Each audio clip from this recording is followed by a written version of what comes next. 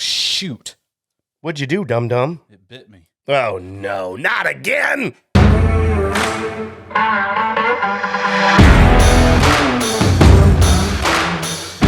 What's up, everybody? We're back with another Bar Pass from the podcast. This is Will, and I'm Matt. You dum-dum, you're the Greeze. I am the Greeze. And we have got... Ooh, that was pretty manly. That was delicious. This is Fiddler Amburana finish. We talked about this I don't even know. We just did a live about it the other day. That we picked this out at ASW. We're labeling this one as Patient Zero. This is actually a pick that we did for Oak and Thieves. OakandThieves.com if you're interested in getting some of these barrels. ASW is in Atlanta, a distillery there. We've gotten to know them pretty well. Our buddy James Smith has cultivated quite the relationship with those fellas down there. You know he treats the water? Yeah, I think that's how he gets to know all these distilleries. Right. Yeah, he does. He's like, man, I'm going up to a big distillery in Chesapeake Bay. Not a bad place to go, if you know what I mean. I'm like, no, you're just like, hey, I'll fix this for you if you give me a barrel.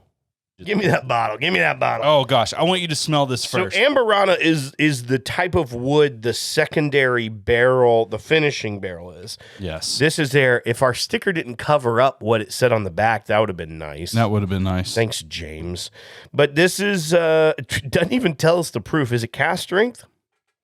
It doesn't even. We literally know nothing about this whiskey. All right, hang on a second. No, it looks blank straight on. Look at it in the reflection. Oh, they used a weird type of pen. 57.2. So this is 114.4 proof. Yeah. Well, how Good about solid that? proof. I just tried to Google it. Yeah.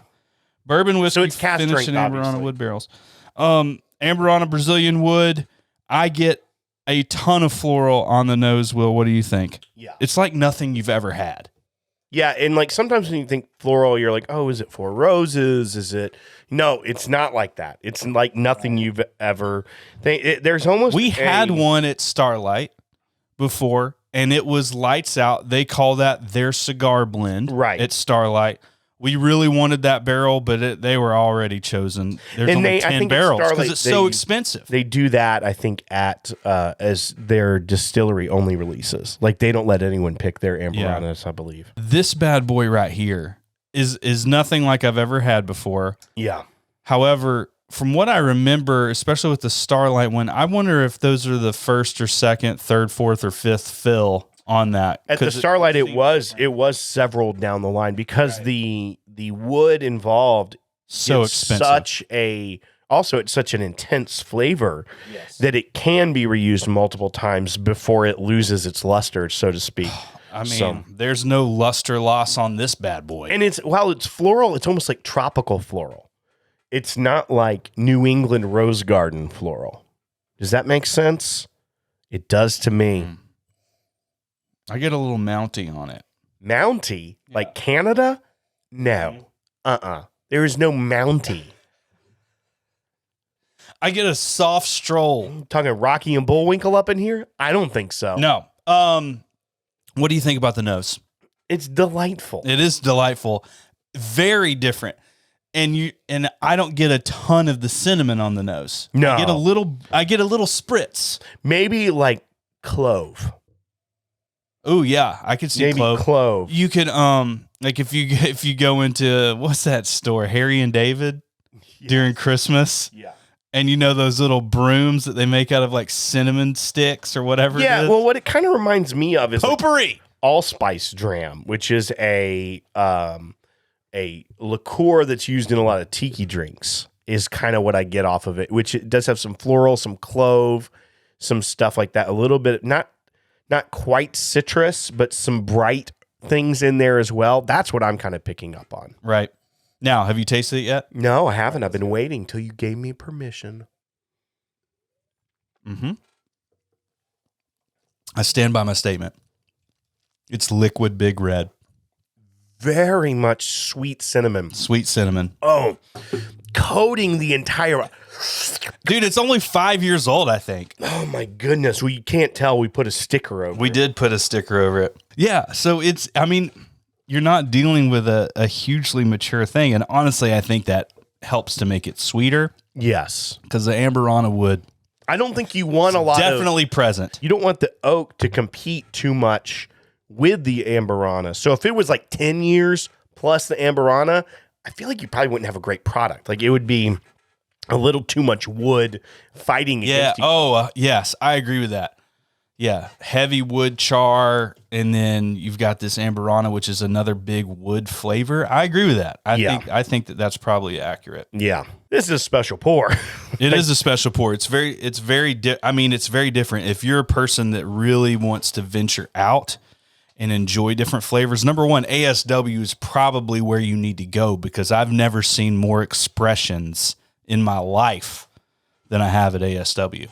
You know, in their gift shop, there's probably 50 variations of products. They came to Whiskey Weekend Batch 4 in Louisville. I'm sorry, I'm having a hard time talking. I'm salivating so much from this whiskey.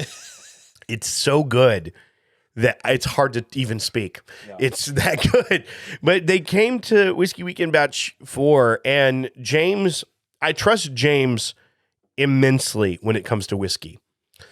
I do too. He is also someone who I think that you could trust with your life. Like, James will be there. No. Well, maybe not for you. He doesn't like you. But if he likes you, he will be there to pull you out of a fire. That beyond, like, he's a very loyal person. Don't cross him. He'll kill you.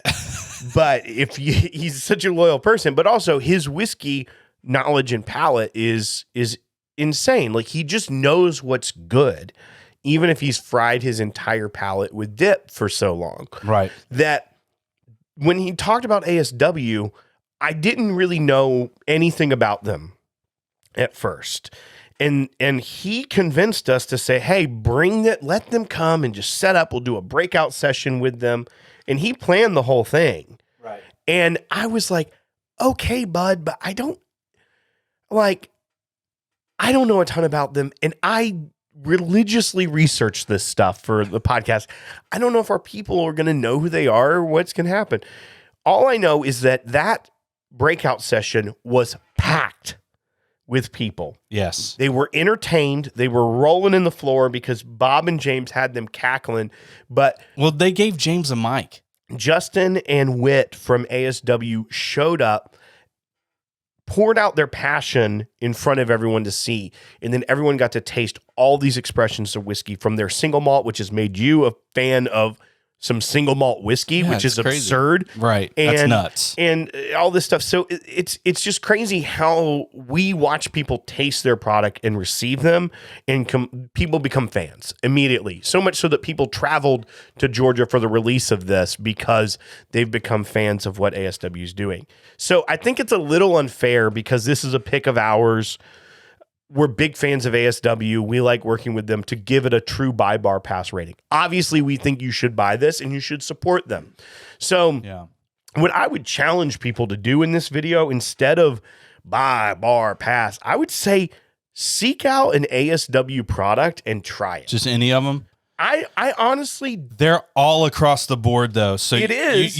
You get to pick what you want. If you want the bourbon, if you want a rye, then you're going to have to dive into those products. If you're going to do the different finishes, there's going to open up another door. And then if you go into malts, it's a big deal because Justin actually came from the beer world. Yeah. So he's been dealing with malt for a really long time, and he loves utilizing it. Our Red X thing was 100% malt. Oh my gosh, so good. Yeah, it was so good. But yeah, they've got a lot of malt influence in a lot of their whiskeys. So if you're not a huge malt person, I would try to find something more like a rye or... But here's the other caveat to it as well.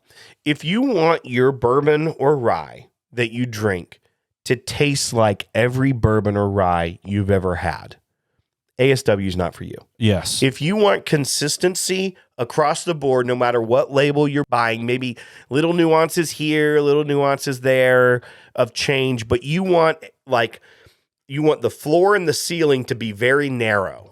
On what you're trying, then brands like ASW are probably not for you. But if you have an open mind and you love something unique and something's going to make you say, aha, when you drink a whiskey, you should take a chance on a distillery like ASW because they're doing things unique, There's stuff no I've never rules. tasted. That's what you always say. You say it seems like there's no rules, and I love that about them because they're going to take a chance. They're hitting on those chances. Yeah, they're hitters. Yeah, I don't know. I just feel like it'd be odd for us to finish this with buy. And even the stuff they're like, yeah, that's the last barrel of that we've got, and it's it's not because I guess they don't want to, but the things just fly off the shelf. Yeah, and it's like if they're doing something as a let's try it. Well, you try it, and then it takes time to do it again. It's not like you just have. We won't have this for another stock. 6 years. Yeah, I mean that's just how whiskey works, right? But yeah, I mean their sweet spot is kind of 4 to 6 years, kind of in there. That's what kind of the product that they're working with, and a lot of times, and they're just doing it very well. What I do like about distilleries like them and a lot of others, like we've talked about 13th Colony, we've talked about a lot of other distilleries, even our friends at Leaper's Fork, that are able to take 4 to 6 to 7 year product, right? That used to be a range that was almost just a commodity whiskey. Like if you were to take 4-year Jim Beam, 4-year Old Forester, 4-year Old, like it was like, okay, it's going to be a little young. There's not a lot of character. It's 90 proof, across the board. Right. And so you almost had this bottle and bond stigma that 4 years couldn't be something great. 5-6 years couldn't be something great. It was going to be a standard. And I think what a lot of these people that are taking risks, they're doing things like sweet mash, they're doing things like higher malts, they're throwing out the original A lot of people rules. are doing finishes, but this is very, sure. There's not a lot of Amburana finished stuff out there right now. And I would say their finishes aren't covering up necessarily flaws. It's not like, oh, this is port that has a little whiskey in it. It is, people are still respecting the spirit. I don't know. It makes me excited because it shows me that 4 to 6 year whiskey can actually be something special if it's in the right hands, in the right maker, in the right curator.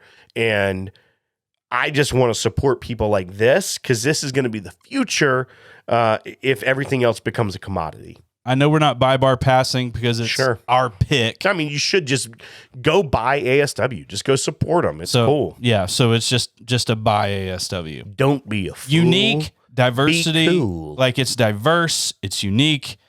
They take chances. They make killer whiskey. We should support all of those things as just whiskey lovers because they're doing stuff out there that some of this stuff is going to hit in a really big way. Like Amburana is not out there like crazy right now. Right. Guess all of these distilleries, once Amburana is out there and everybody's loving it, everybody's going to follow suit. So I would say that these are trendsetters. Yeah. Currently. And they've got 20 other products like this that are just off the wall that you just don't know. And they're all freaking killer. Well, thanks, Will. You. Yeah, thank you, Greeze. Thank you, James, for giving us an introduction to ASW because we really are enjoying what they're putting out. Hey, folks, if you want to support us, go to patreon.com/thepodcast. Give us a thumbs up on this video. We'd really appreciate it. And, hey, we don't know Jack, but we'll drink it.